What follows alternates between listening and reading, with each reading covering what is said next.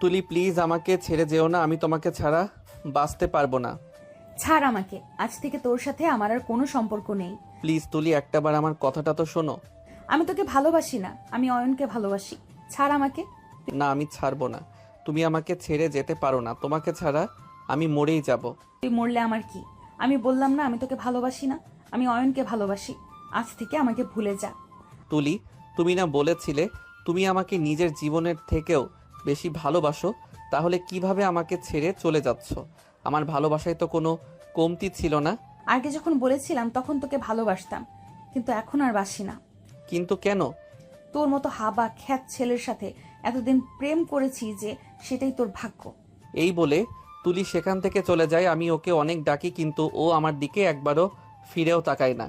ঠিক তখনই মায়ের ডাকে ঈশানের ঘুম ভেঙে যায়। কিরে বাবা, আর কতক্ষণ ঘুমাবি?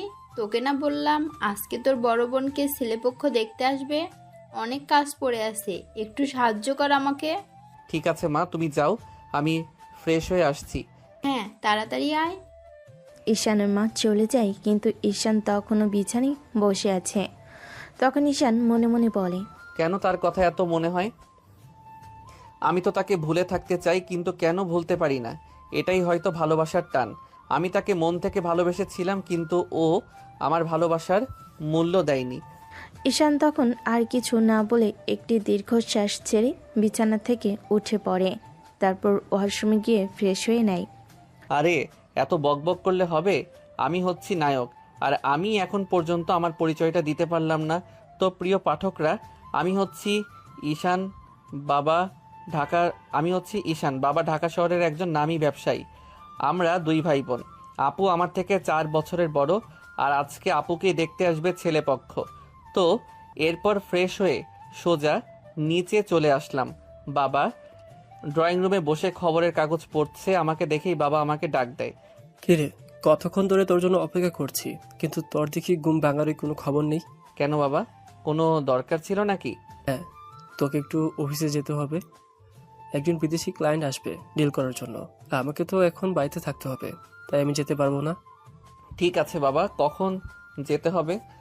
এখনই রেডি হয়ে চলে যাও অফিসে, ম্যানেজার তোকে সবটা বুঝিয়ে দিবে। ঈশান তখন কিছু না বলে তার রুমের দিকে যায়। রুমে যাওয়ার সময় ঈশান তার আপুর রুমে উকি মারে। ঈশান দেখতে পায় তার বোন ঐশী মেকআপ করছে। তখন ঈশান তার বোনের কাছে গিয়ে বলে, আমার আপু তো এমনিতেই সেরা সুন্দরী, তাহলে এত আটা ময়দা মাখার দরকার কেন? এই একদম পাম দিবি না আমাকে, পাম দিয়ে কোনো লাভ হবে না। ও মা, আমি পাম কেন দিব? তোকে আমার খুব ভালো করে চেনা আছে। আচ্ছা আপু, আমি এখন গেলাম, অফিসে যেতে হবে তাড়াতাড়ি। কেন অফিসে যাবি কেন? বাবা তো আজকে অফিসে যেতে পারবে না, আর এদিকে একটা বিদেশি ক্লায়েন্ট আসবে, ওদের সাথে ডিলটা ফাইনাল করতে হবে। এ বলে ঈশান রুম থেকে বেরিয়ে যাচ্ছিল। ঐশী ঈশানের পিছু পিছু আসতে আসতে বলে, আচ্ছা তুই অফিসের কাজ সেরে তাড়াতাড়ি চলে আসিস কেমন? কেন? এমন ভাব করছিস যেন কিছুই জানিস না। ছেলেপক্ষের এখানে আমার একা থাকতে লজ্জা লাগবে, তুই পাশে থাকলে ভালো লাগবে। আচ্ছা আপু, আমি চেষ্টা করব। ঈশান তখন আর কিছু না বলে চলে যায়। কিন্তু সে কিছুতেই বুঝতে পারে না কেন সে তার ভালোবাসার মানুষটির কথা ভুলে থাকতে পারছে না, অফিসের কাজে মনোযোগ দিতে পারছে না। সে নিয়ে তার মনে সন্দেহ জাগে। ঈশান তখন একটি গভীর শ্বাস ফেলে তার রুমের দিকে হাঁটা দেয়। অফিসের জন্য তৈরি হয়ে সে বেরিয়ে পড়ে। রাস্তায় বের হয়ে সে ভাবতে থাকে, অনেক দিন পর সে 2 বছর আগে বিচ্ছেদ হওয়া ভালোবাসার কথা মনে পড়ল। তাই তার মন আজ বিষণ্ণ। ঈশান তার গাড়িতে উঠে অফিসের দিকে রওনা দেয়। অফিসে পৌঁছানোর পর ঈশান তার ম্যানেজারের সাথে কথা বলে। স্যার, আমরা এই ডিলটা করলে অনেক লাভ হবে। সেটাই। স্যার, আপনি কি অন্য কিছু ভাবছেন? না, কিছু না। ঈশান তখন ম্যানেজারের সাথে মিটিং শেষ করে। মিটিং শেষে ঈশান তার বাবার কাছে ফোন করে। বাবা, আমি মিটিং শেষ করে বাড়ি ফিরছি। আচ্ছা, তাড়াতাড়ি চলে আসিস। ঈশান তখন আর কিছু না বলে গাড়ি নিয়ে বাড়ির দিকে রওনা দেয়। বাড়ির সামনে যখন পৌঁছায় তখন সে দেখতে পায় তাদের বাড়ির সামনে একটি গাড়ি দাঁড়িয়ে আছে। ঈশান বুঝতে পারে এই গাড়িতেই ছেলেপক্ষ এসেছে। ঈশান তখন গাড়িতে বসে কিছুক্ষণ অপেক্ষা করে। তারপর সে গাড়ি থেকে নেমে ভেতরে প্রবেশ করে। ঈশান ভিতরে প্রবেশ করতে দেখে তার বাবা ছেলেপক্ষের সাথে কথা বলছে। ঠিক তখনই একজনের দিকে চোখ যেতেই ঈশান থমকে যায়। সে যেন কোনো কথা বলার ভাষা হারিয়ে ফেলেছে। ঈশানের বাবা তখন ঈশানের দিকে এগিয়ে আসে। তিনি ঈশানকে সবার সাথে পরিচয় করিয়ে দেন। এ হচ্ছে আমার একমাত্র ছেলে ঈশান। আসসালামু আলাইকুম, সবাই কেমন আছেন? আলহামদুলিল্লাহ ভালো আছি। তো বাবা, তুমি এতক্ষণ কোথায় ছিলে? বাবার তো আজকে আপনাদের সময় দিতে হবে, অন্যদিকে অফিসে বিদেশি ক্লায়েন্টদের সাথে ডিল ছিল, তাই বাবার বদলে আমি গিয়েছিলাম। তুমি তো মাত্র ভার্সিটিতে পড়ো শুনলাম, তাহলে বিদেশি ক্লায়েন্টদের সামলাতে পারো ঠিক করে? আমার ছেলে বলে কথা ভাই সাহেব। আমার ছেলে আমার থেকেও ভালোভাবে ক্লায়েন্টদের হ্যান্ডেল করতে পারে। মাশাআল্লাহ। আচ্ছা বাবা, তুমি বসো। ঈশান গিয়ে ঐশীর পাশে বসে পড়ে, কিন্তু একজোড়া চোখ এখনো ঈশানের দিকে তাকিয়ে আছে। ঈশান একবার মেয়েটির দিকে তাকায়, তারপর আবার চোখ ফিরিয়ে নেয়। আচ্ছা ঈশান, তুই ঐশীকে নিয়ে রুমে যা, আমরা পাকা কথাটা সেরে ফেলি। ঈশান তখন ঐশীকে নিয়ে রুমে যায়। ঐশীকে বিছানায় বসিয়ে দেয়। ঈশান টেবিলের সাথে হেলান দিয়ে দাঁড়ায়। কিরে, তোকে তো দেখলাম বারবার আমার ননদের দিকে তাকাচ্ছিস। ক্লাস খেলি নাকি? হ্যাঁ আমার আর খেয়ে দে কাজ নেই। বাড়িতে এসে তো যেভাবে তাকিয়েছিলি, বাহ বাহ, সেটিং করিয়ে দিতে হবে কিনা বল বল। তারা এভাবেই দুষ্টামি করছিল। তখনই রুমে ঐশীর হবু ননদ আসে। কি ব্যাপার, ভাই বোন কি আড্ডা দিচ্ছেন নাকি? আরে তুলি, নাকি এদিকে এসে বসো। ধন্যবাদ আপু, মানে ভাবি। ঐশী ওয়াশরুমে চলে যায়। ঈশান চোখ অন্যদিকে ফিরে রেখেছে। তুলি ঈশানের কাছে গিয়ে বলে, হাই, আমি তুলি। আপু, আমি ঈশান। ঈশানের মুখে আপু ডাক শুনে তুলির বুক ধক করে ওঠে। তুলি নিজেকে সামলে বলে, এখন কি আপু হয়ে গেলাম? আপনি তো আমার সিনিয়র, তাই আপু হবেন, এটাই স্বাভাবিক। ঈশানের মুখে আপু ডাকটা শুনে তুলির চোখে মুখে এক মিশ্র অনুভূতি ফুটে ওঠে। সে যেন এই ডাকটা আশা করেনি। তার চোখে একরাশ অভিমান আর বিষণ্ণতা খেলা করে, কিন্তু পরক্ষণে নিজেকে সামলে নিয়ে সে হাসার চেষ্টা করে। তুমি তো আমাকে চিনতেই পারোনি, তাই না? না, আপনাকে চিনব কিভাবে? আজকেই তো প্রথম দেখা হচ্ছে। সত্যিই চিনতে পারোনি? ভালো করে দেখো তো। তুলির কথাই ঈশান এবার তার দিকে তাকায়। চোখ দুটো একে অপরের চোখে আটকে যায়। দুজনের মাঝে নীরবতা নেমে আসে। সেই নীরবতা যেন অতীতের বহু না বলা কথা আর অনুশোচনার ভার নিয়ে আসে। ঈশান এবার তুলিকে ভালো করে দেখে। সেই একই মায়াবী চোখ, একই হাসি।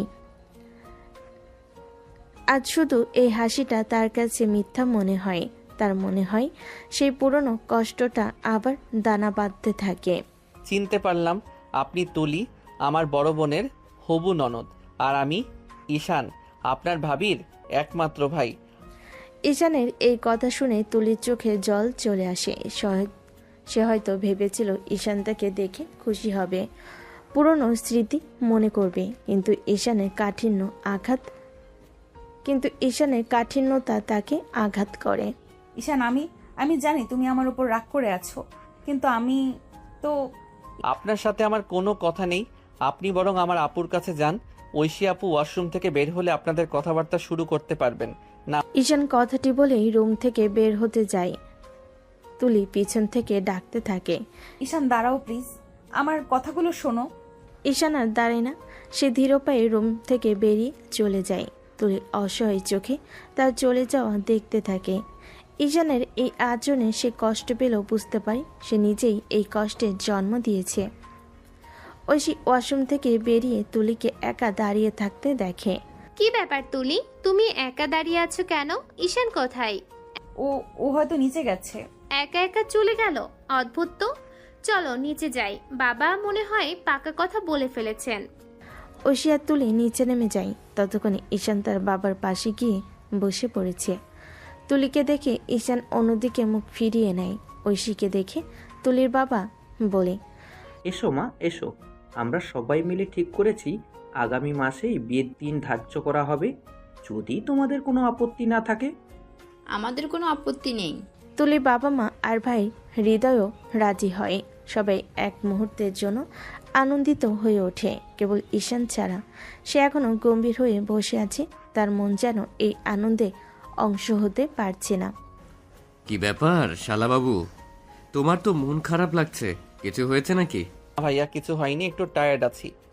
ঐশী বিয়ের কথা পাকা হয়ে যাওয়ায় সবাই উৎফুল্ল হয়ে ওঠে। হৃদয় তার পরিবারের সবাই ঈশানের পরিবারের কাছ থেকে বিদায় নেয়।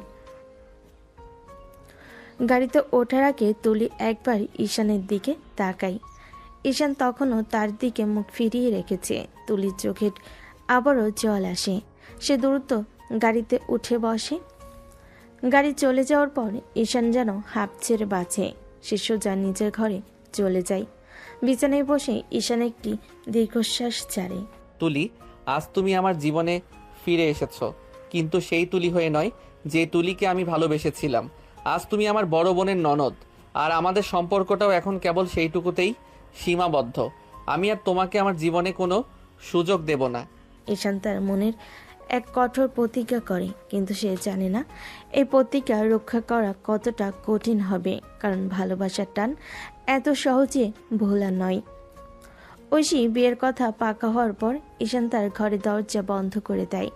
তার মাথায় তুলির সাথে ঘটে যাওয়া পুরনো স্মৃতিগুলো ঘুরপাক খাচ্ছিল। সেই সব স্মৃতিগুলো মনে করতে গিয়ে তার বুকটা ফেটে যাচ্ছিল। সে মনে মনে ভাবতে থাকে, তুলি, তুমি আমাকে কেন ছেড়ে গিয়েছিলে? আমার ভালোবাসায় কি এমন কমতি ছিল যে তুমি আমাকে ছেড়ে অন্য ছেলের হাত ধরেছিলে? আমি তো তোমাকে আমার জীবনের থেকেও বেশি ভালোবাসতাম। আর এখন যখন ফিরে এলে, তখন আমার বড় বোনের ননদ হয়ে আমার আপু যার সাথে সংসার করবে, তুমি তার ছোট বোন, এ কেমন খেলা খেলছে আমার সাথে ভাগ্য। ঈশান তখন আর কিছু না ভেবে রেখে ওয়াশরুমে চলে যায়। ওয়াশরুম থেকে ফ্রেশ হয়ে সোজা ছাদে চলে যায়।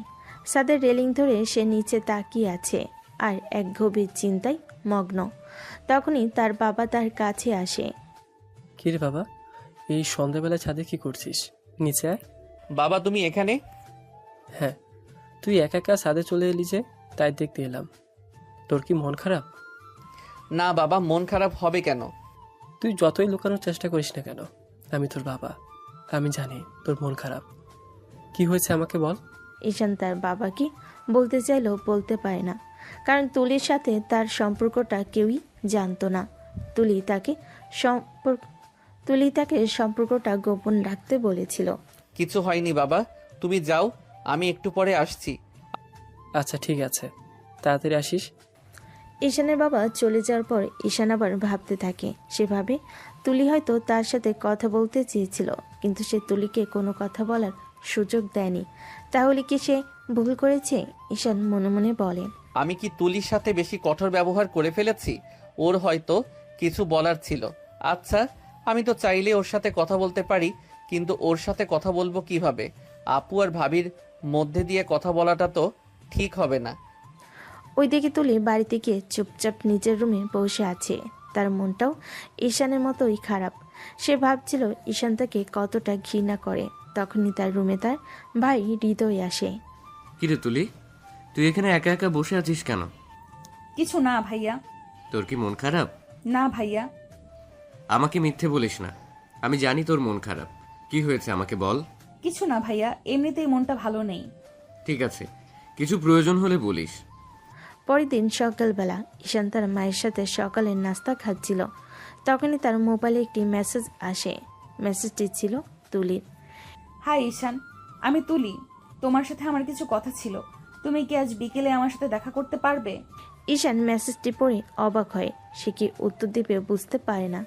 তার মনে পুরনো ভালোবাসার টান আর নতুন করে জমা হওয়া রাগ দুটোই কাজ করছে। সে কি তুলির সাথে দেখা করবে, নাকি তাকে এড়িয়ে যাবে? এরপর কি হতে পারে বলে মনে করেন? ঈশান কি তুলির ডাকে সাড়া দেবে? তুলির পাঠানো মেসেজটা দেখে ঈশান এক মুহূর্তের জন্য থমকে যায়। তার মনে পুরনো অভিমান আর রাগটা আবার মাথা চাড়া দিয়ে ওঠে। সে ভাবে যে মেয়েটা তাকে এত সহজে ছেড়ে চলে গিয়েছিল, আজ তার কি এমন দরকার পড়লো যে আবার কথা বলতে চাইছে। ঈশান মনে মনে ঠিক করে সে তুলির সাথে দেখা করবে না। তুলি, তুমি আমাকে ছেড়ে যেতে পারোনি, কিন্তু আমি তোমাকে ভুলে গেছি। আমার জীবনে তোমার আর কোনো জায়গা নেই। ঈশান তখন আর কিছু না ভেবে তুলিকে রিপ্লাই দেয়। মেসেজ তুলি আপু, তোমার সাথে আমার কোনো কথা নেই, আর তোমার সাথে আমার দেখা করারও কোনো দরকার নেই। টা পাঠিয়ে ঈশান তার মোবাইলটা পকেট থেকে রেখে দেয়। তার মনটা শান্ত হয়ে যায়। সেভাবে তুলির সাথে কথা না বলে সে হয়তো ঠিক কাজ করেছে। ওদিকে তুলি ঈশানের মেসেজটা দেখে কান্না করে, তার বুকটা ভেঙে যায়। সেভাবে ঈশান তাকে কতটা ঘৃণা করে। সে আশা করেছিল ঈশান তার সাথে দেখা করবে, কিন্তু ঈশানের মেসেজটা দেখে তার সব আশা শেষ হয়ে যায়। ঈশান, আমি জানি তুমি আমাকে ঘৃণা করো, কিন্তু আমি তোমাকে ঘৃণা করতে পারি না। আমি তোমাকে এখনো ভালোবাসি। তুলি তখন আর কিছু না ভেবে তার রুম থেকে বের হয়ে যায়। সে তার ভাইয়ের কাছে যায়। কিরে তুলি, মুখটা এমন শুকনো কেন? কিছু হয়েছে নাকি? কিছু না ভাইয়া, এমনিতেই মনটা ভালো নেই। বুঝলাম না তোর কি হয়েছে। তুই নিজেও বলবি না, আবার কষ্ট পাবি। তুই যেহেতু বলবি না, আমিও জোর করছি না। কোনো সাহায্য লাগলে বলিস। ধন্যবাদ ভাইয়া। এদিকে ঈশান তার বাবার অফিসে যায়। তার মনটা তখনও শান্ত। সে তার কাজকর্মে মনোযোগ দেয়, কিন্তু সে বারবার তুলি কথা মনে করছে। সে ভাবে তুলি কি সত্যি তাকে ভালোবাসে। তুলি, তুমি যদি আমাকে ভালোবাসতে তাহলে কেন আমাকে ছেড়ে গিয়েছিলে? তোমার ভালোবাসাটা কি মিথ্যে ছিল? ঈশান তখন আর কিছু না ভেবে নিজের কাজে মনোযোগ দেয়। সে ভাবে তুলি কথা ভেবে আর লাভ নেই। সেদিন ঈশান সারাদিন অফিসেই তুলির কথা ভুলতে পারছিল না। বারবার তার মনে হচ্ছিল তুলিকে ফিরিয়ে দেওয়াটা কি ঠিক হলো, কিন্তু পরক্ষণে তার মনে পুরনো কষ্টটা জেগে উঠছিল। অফিসের কাজ শেষে সে বাড়ি ফেরে। রাতে খাবার খেয়ে নিজের রুমে চলে যায়। সে বিছানায় শুয়ে শুয়ে মোবাইলটা দেখছিল। এমন সময় তার মোবাইলে একটি অচেনা নাম্বার থেকে কল আসে। প্রথমে সে রিসিভ করতে চায় না, কিন্তু বারবার কল আসেই সে রিসিভ করে। হ্যালো, কে বলছেন? ঈশান, আমি তুলি। তুলির কণ্ঠস্বর শুনে ঈশান চমকে ওঠে। সে এক মুহূর্তের জন্য কথা বলতে পারে না। তার মনে একরাশ রাগ আর অভিমান একসাথে কাজ করে। আপনি আমার নম্বর কোথায় পেলেন? আমি তো আপনাকে বলেছিলাম আমার সাথে কথা বলতে চাই না। ভাইয়াকে বলে ভাবির কাছ থেকে নিয়েছি। ঈশান, আমি তোমাকে কিছু কথা বলতে চাই। প্লিজ আমার কথাগুলো শোনো। আমার আপনার কোনো কথা শোনার দরকার নেই, যা বলার সব বলে দিয়েছেন আপনি। প্লিজ ঈশান, আমি জানি আমি ভুল করেছিলাম। অয়ন কখনোই আমাকে ভালোবাসতো না। ও আর একটা মেয়ের সাথে রিলেশন করত। সবকিছু জানার পর আমি ওর সাথে ব্রেকআপ করে ফেলি। তখনই আমি বুঝতে পারি তুমি সত্যিকারে আমাকে ভালোবাসতে। আপনি অনেক দেরি করে ফেলেছেন আপু, আর আমি এই মুহূর্তে এসব কথা বলতে আগ্রহী নই। ঈশান কথাটি বলেই কলটা কেটে দেয়। তুলি তখন কেঁদে দেয়। তা সে ভেজা চোখে ফোনের দিকে তাকিয়ে থাকে। আর আমি জানি ঈশান, আমি অনেক দেরি করে ফেলেছি, কিন্তু আমি তোমাকে হারাতে চাই না। আমি জানি আমার ভুলের ক্ষমা নেই, কিন্তু একবার আমাকে সুযোগ দাও। আমি তোমাকে বোঝাতে চাই আমি কতটা অনুতপ্ত। তার ভেজা চোখে ফোনের দিকে তাকিয়ে থাকে। অন্যদিকে ঈশান কলটা কেটে দিয়ে ফোনটা বিছানায় ছুঁড়ে ফেলে দেয়। তার বুকের ভেতরটা এক অজানা যন্ত্রণায় চলছে। তুলির বলা কথাগুলো তার কানে বারবার বাজতে থাকে। এতদিন পর কেন মনে পড়লো আমার ভালোবাসার কথা? যখন তোমাকে সবচেয়ে বেশি দরকার ছিল তখন তুমি আমাকে ফেলে গিয়েছিলে, আর আজ যখন আমি তোমাকে ভুলতে শুরু করেছি তখন তুমি ফিরে এলে। আমি আর এই খেলার অংশ হতে চাই না। কেন? দর্শক, এরপর কি হতে পারে বলে মনে করেন? তুলি কি আবার ঈশানের সাথে যোগাযোগের চেষ্টা করবে, নাকি ঈশান তার মনে কথাগুলো শুনতে রাজি হবে? উত্তর পেতে গল্পের সাথে থাকুন। এভাবে কেটে যায় আরও 2টি দিন। সেদিন রাতে ডিনারের সময় ঈশানের মা সবাইকে উদ্দেশ্য করে বলেন, হৃদয়ের মা কল করেছিল, ওনারা আগামীকাল আসছেন। কেন আসবেন ওনারা? বিয়ের মাত্র 10 দিন বাকি, আর ওনারা এখনো ঐশীকে আংটি পরাতে পারেননি, তাই কালকে সে আংটি পরিয়ে দিয়ে যাবেন। ঠিক তখনই ঈশানের বাবা বলেন, তোমাদের বলতে মনে নেই, আগামীকাল বড় ভাই আসছে। ফারিহা অনেক জেদ করেছে, তাই ওনারা একটু আগে চলে আসবে। ভালোই তো হয়েছে। ঠিক আছে, এখন তাহলে সবাই খাও। তখন সবাই খাওয়া দাওয়া শুরু করে। ফারিয়া আসবে শুনে ঈশান একটু খুশি হয়। আসলে ঈশান আর ফারিয়া চাচাতো ভাই বোন হলো। ফারিয়া হচ্ছে ঈশানের বেস্ট ফ্রেন্ড। নিজেদের জীবনের এমন কিছুই একজন অন্যজনকে জানায়, এমনকি তুলির বিষয়টাও ফারিয়া জানে। এরপর ডিনার শেষে যে যার রুমে চলে যায়। পরের দিন সকাল থেকে বাড়িতে আবার ব্যস্ততা, কিন্তু ঈশান তার রুমেই বসে আছে। হৃদয়ের পরিবার আসবে বিকেলে, আর অন্যদিকে ফারিয়াদেরও আসতে সময় লাগবে। দৃশ্য পরিবর্তন হয় বিকেল 4টায়। হৃদয়ের পরিবার চলে এসেছে। দুই পরিবার সোফায় বসে কথাবার্তা বলছে, কিন্তু তুলি চোখ ঈশানের দিকে। ঈশান চুপচাপ ড্রয়িং রুমের একপাশে দাঁড়িয়ে আছে। ঠিক তখনই বাড়ির মেন গেটে কলিং বেলের আওয়াজ হলে কাজের লোক গিয়ে দরজা খুলে দেয়। হ্যাঁ দর্শক, যাদের আশা করেছেন তারাই এসেছে, ঈশানের বড় চাচা, চাচি আর ফারিয়া। ফারিয়া এসেই তাড়াতাড়ি ভিতরে গিয়ে কেউ কিছু বলার আগেই ঈশানকে শক্ত করে জড়িয়ে ধরে। ঈশানও তাকে জড়িয়ে ধরে। এটা দেখে তো তুলি রেগে যায়, তার চোখ লাল হয়ে যায়। তখন ফারিয়ার বাবা মা ভিতরে আসলে ঈশানের বাবা মার সাথে পরিচয় করিয়ে দেন। তাহলে এই মেয়েটি হচ্ছে ঈশানের চাচাতো বোন। যেভাবে জড়িয়ে ধরেছে দেখে যেন মনে হচ্ছে খুব গভীর সম্পর্ক, অনেকদিন পর দেখা হয়েছে। হ্যাঁ, এই দুইটার মধ্যে ছোটবেলা থেকেই খুব ভালো সম্পর্ক, সব সময় একটা অন্যটার পিছনে লেগে থাকে। দুজনের বন্ডিং অনেক ভালো, তাই ভাবছি কয়েকদিন পর সময় হলে দুজনের বিয়ে দিয়ে দেব। একসাথে দুই ছেলে মেয়ের বিয়ে দিয়ে দিলেই তো পারেন। তোর সাথে অনেক কথা আছে, ওপরে চল। তখন ফারিয়া ঈশানের হাত ধরে উপরে চলে যায়। এটা দেখে তুলি আর চুপ থাকতে পারে না। ওরা ওরা চলে গেল কেন? আরে এই দুইটা এতদিন পর এক হয়েছে না, এখন কাউকেই চিনবে না। কত আলোচনা করবে দুইজন মিলে, রাতে ঘুমাবে কিনা সেটাও সন্দেহ। বাবা, বন্ডিং তো দেখছি আসলেই অনেক ভালো। তারপর এইদিকে সবাই কথা বলছে, অন্যদিকে ঈশান আর ফারিয়া রুমে গিয়ে বসে। আচ্ছা আগে বল তো, এই কয়দিন তুই অফলাইন কেন? তার সাথে তোকে দেখেই মনে হচ্ছে তোর মন খারাপ। কোনো বাহানা না দেখিয়ে তাড়াতাড়ি বল কি হয়েছে। 2 বছর পর আবারও তুলির সাথে দেখা হয়েছে। কি? ও আবার কোথা থেকে এসেছে? নিচে ঐশী আপুর সাথে যেই মেয়েটাকে বসে থাকতে দেখলি সেটাই তুলি। তুই তো কখনো দেখিসনি, তাই চিনতে পারিসনি। তার মানে তুলি হচ্ছে ঐশী আপুর ননদ? হুম। বাহ বাহ, কি সুন্দর কপাল। তুই ভালো লাগছে না আমার কাছে।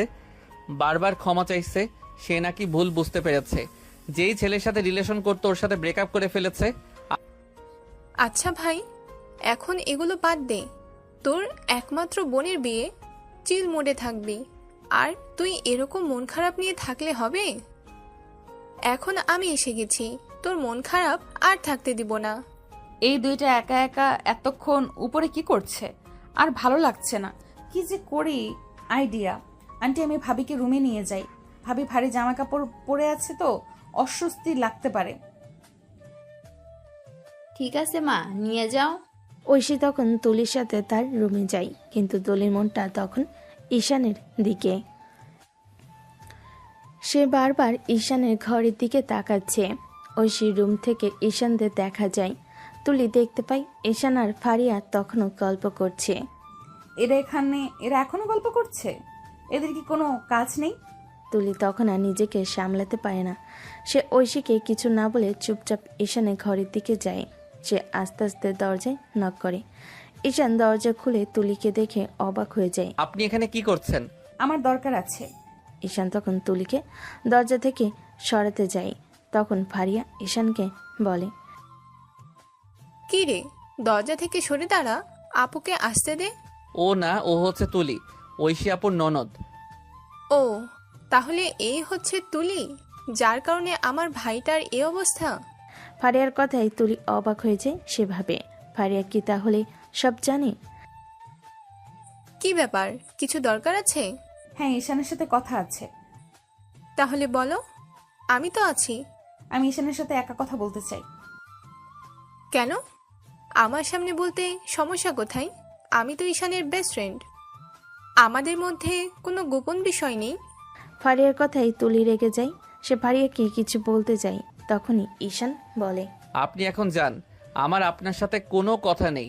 ঈশান, আমি এই মুহূর্তে আপনার সাথে কোনো কথা বলতে চাই না। ঈশানের কথায় তুলি আর কিছু না বলে সেখান থেকে চলে যায়। সে চলে যাওয়ার পর ফারিয়া ঈশানকে জড়িয়ে ধরে। কি হয়েছে ঈশান? ওকে এত কথা শোনাচ্ছিস কেন? কি বলবো বলো, ওকে দেখে আমার মেজাজ গরম হয়ে যাচ্ছে। আমি জানি ঈশান, কিন্তু তুই যদি এভাবে থাকিস তাহলে তুলি তোকে বিরক্ত করবে। তুই ওকে বোঝানোর চেষ্টা কর। কি বোঝাবো, ও তো আমার কোনো কথাই শুনতে চায় না। তাহলে তুই ওকে বল যে তুই ওর সাথে কথা বলতে চাস না। ঠিক আছে। ঈশান আর ফারিয়া তখন আবার গল্প করতে শুরু করে। তাদের মধ্যে কথাবার্তা চলমান থাকে। সন্ধ্যা শেষ হয়ে রাত 8টা বাজতে চলো। সবাই যখন গল্পে ব্যস্ত তখন ঈশানের বাবা ঈশানকে ডাক দিলেন। শোন ঈশান, বিআই সাহেবদের গাড়ি নষ্ট হয়ে গিয়েছে। তুই বরং এখন ওনাদেরকে তোর গাড়িতে করে ওদের বাড়ি ড্রপ করে দিয়ে আয়। ঈশান তখন কথাটা শুনলো। তখন তার পিছে পিছে ফারিয়াও চলে আসলো। না না, এসবের দরকার নেই। এখন বাড়িতে যেতে যেতে রাত হয়ে যাবে, তারপর আবার এত রাতে বের হওয়ার দরকার নেই। আপনারা বরং আজ থেকে গেলেই তো পারেন। বিআইন, কথাটা কিন্তু মন্দ বলেননি। আপনারা থেকে গেলেই সবচেয়ে ভালো হয়। কিন্তু বিয়াই, আর কোনো কিন্তু নয়, আমি যেটা বললাম সেটাই, আপনাদের থাকতেই হবে। ঠিক আছে বিয়াইন, কি আর করার, বিপদে যখন পড়েছি। ঈশান তখন আর কিছু না বলে ড্রয়িং রুমে চলে যায়। ফারিয়াও তার পিছে পিছে যায়। তার দুজন একসাথে সোফায় বসে টিভি দেখছিল। একটু ঘেঁষাঘষি করেই বসেছিল তারা। এটা দেখে তুলির রাগ কপালে। এই মেয়েটাকে আর ঈশানের সাথে এত অন্তরঙ্গ হয়ে বসেছে কেন? আমার সামনেই এমন করছে, আর সহ্য হচ্ছে না। তুলি তখন রেগে গিয়ে তাদের কাছে চলে যায়। আপনারা কি এইভাবে সারা রাত বসে থাকবেন? আপনাদের কোনো কাজ নেই? তুলির কথা শুনে ঈশান আর ফারিয়া একে অপরের দিকে তাকায়। তারা বুঝতে পারে তুলি তাদের উপর রেগে আছে। কি হয়েছে আপু, কিছু বলবেন? হ্যাঁ বলবো। তোমরা এইভাবে কি করছো? আপনার কি সমস্যা? আমরা কি করছি তা আপনার দেখার কোনো দরকার নেই, আপনি যান। ঈশানের কথা শুনে তুলি চমকে ওঠে। সে এক মুহূর্তের জন্য কথা বলতে পারে না। ফারিয়া তখন তুলিকে বলে, ঈশান ঠিকই বলেছে আপু, আমাদের কি সম্পর্ক আর আমরা কি করছি তা আপনার দেখার কোনো দরকার নেই, আপনি যান। ফারিয়ার কথাই তুলির রাগ আরও বেড়ে যায়। সে তখন আর কিছু না বলে রেগে গিয়ে নিজের রুমে চলে যায়। সে চলে যাওয়ার পর ঈশান আর ফারিয়া একে অপরের দিকে তাকায়। কি ভাইয়া, তোমার প্রেমিকা তো রেগে গেছে। কিসের প্রেমিকা? আরও রেগে যাক আর যাই করুক, আমার কোনো যায় আসে না। ঈশান আর ফারিয়া তখন আবার টিভি দেখতে শুরু করে। তাদের মধ্যে কথাবার্তা চলমান থাকে। তো দর্শক, এরপর কি হতে পারে বলে মনে করেন? তুলি কি ঈশানকে বোঝানোর চেষ্টা করবে, নাকি সে ঈশানের সাথে কথা বলবে? রাতে সবাই খাবার টেবিলে বসে আছে। পরিবারের সদস্যরা গল্প করতে করতে খাওয়া শুরু করবে। ঠিক সেই মুহূর্তে ফারিয়া ঈশানের উদ্দেশ্যে বলে ওঠে, এই ঈশান, আমাকে খাইয়ে দে তো। ফারিয়ার কথায় সবাই চমকে ওঠে, বিশেষ করে ঈশান। সে অবাক হয়ে ফারিয়ার দিকে তাকায়। আমি তোকে কেন খাইয়ে দেব? তোর হাতের কি হয়েছে? আমার হাতে কিছু হয়নি। তাহলে আমি কেন তোকে খাইয়ে দেব? আমার এখন নিজের হাতে খেতে ইচ্ছে করছে না, তাই খাইয়ে দিবি। না, আমি পারবো না। ঈশানের কথা শুনে ফারিয়া মুখটা গোমরা করে বসে থাকে। এই দৃশ্য দেখে তুলি আর নিজেকে সামলাতে পারে না। তার রাগ তখন চরম পর্যায়ে পৌঁছে গেছে। সে যেন রাগে জ্বলে যাচ্ছে। কি হচ্ছে এসব? আপনার কি খাওয়ার টেবিলে এইসব ছেলে মানুষই শুরু করেছেন? তুলির কথাই সবাই অবাক হয়ে তার দিকে তাকায়, বিশেষ করে হৃদয়। সে বোনকে এমনভাবে দেখে লজ্জায় মাথা নিচু করে ফেলে। আপু, আপনার কি সমস্যা? আমরা ভাই বোন যা ইচ্ছে তাই করব। আপনি কেন আমাদের মাঝে এসেছেন? আমি আপনাদের মাঝখানে আসিনি, আমি শুধু জিজ্ঞেস করলাম আপনারা কেন এমন করছেন। আমরা যা ইচ্ছে তাই করব। আপনার যদি কোনো সমস্যা হয় তাহলে আপনি দূরে চলে যান। ফারিহা, কি হচ্ছে এসব? চুপ করো। তুলি তোমার বড়, আর তুলিমা, তুমি হয়তো দুষ্টুমি পছন্দ করো না তাই রেগে যাচ্ছ, কিন্তু তুমি ওদের দুষ্টুমির দেখলেই বা কি? আরও অনেক কিছু তোমার এখনো চোখে পড়েনি। আচ্ছা, এসব বাদ দাও সবাই। ঈশান, তুমি ফারিয়াকে খাইয়ে দে আর সবাই খাওয়া শুরু করো। সবাই তখন চুপ করলো। ফারিয়ার কথাই তুলির রাগ আরও বেড়ে যায়। সে তখন আর কিছু বলতে পারে না। ঈশান তখন তুলিকে কিছু বলতে যাবে, এমন সময় হৃদয় তুলিকে টেনে ধরে কানের কাছে গিয়ে বলে, তুলি, এখানে কি হচ্ছে? কেন তুই এমন করছিস? ভাইয়া তুমি কিছু দেখছো না? ওরা কি করছে? তুলি, ওদের ব্যক্তিগত ব্যাপারে আমাদের কথা বলার কোনো দরকার নেই। তুই বরং তোমার খাওয়া শুরু কর। হৃদয়ের কথাই তুলি চুপ করে যায়। সে তখন আর কিছু না বলে নিজের প্লেটের দিকে তাকিয়ে থাকে। ঈশান আর ফারিয়া একে অপরের দিকে তাকিয়ে হাসে। ফারিয়া তখন ঈশানকে জোর করে আবার বলে, এই, তুই কি এখন আমাকে খাইয়ে দিবি না? ঈশান তখন আর কিছু না বলে ফারিয়াকে খাইয়ে দেয়। এটা দেখে তুলির বুকটা জ্বলে যায়। সে তখন আর কিছু না বলে দ্রুত খাওয়া শেষ করে উঠে যায়। তুলির এমনভাবে চলে যাওয়ায় কেউই কিছু বুঝতে পারে না। তো দর্শক, এরপর কি হতে পারে বলে মনে করেন? তুলি কি তার রাগ সামলাতে পারবে, নাকি সে ঈশান আর ফারিয়ার সাথে সরাসরি ঝগড়া করবে? রাতে খাবার টেবিলে তুলি রাগান্বিত আচরণে সবাই অবাক হয়। খাওয়া শেষে তুলি দ্রুত নিজের রুমে ফিরে আসে। রাগে তার শরীর কাঁপছিল। সে রুমে এসে দরজা লাগিয়ে দেয়। তার মনে তখন শুধু ঈশান আর ফারিয়ার সেই অন্তরঙ্গ দৃশ্যগুলো ঘুরপাক খাচ্ছিল। আমি জানি ওরা ভাই বোন, কিন্তু ওর সাথে এত ঘেঁষাঘেঁষি করে বসার কি দরকার ছিল? আর ঈশান কেন ওকে খাইয়ে দিল? আমি তো ঈশানকে চিনি, ও কোনো দিন কাউকে নিজ হাতে খাইয়ে দেয় না। কিন্তু এই মেয়েটাকে যে ঈশানের কাছে যা চাইছে তাই পাচ্ছে। আমি তো ঈশানকে ভালোবাসতাম, আমি তো ওর কাছে সবকিছু ছিলাম, তাহলে এখন কেন এমন হচ্ছে? তুলি তখন আর কিছু না ভেবে তার ব্যাগ থেকে একটি পুরনো ছবি বের করে। ছবিটি ঈশান আর তার। তুলি ছবিটি দেখে হাসে, কিন্তু পরক্ষণেই তার চোখে জল চলে আসে। সে মনে মনে বলে, ঈশান, আমি জানি আমি ভুল করেছিলাম, কিন্তু আমি তোমাকে হারাতে চাই না। আমি তোমাকে বোঝাবো যে আমি তোমাকে কতটা ভালোবাসি।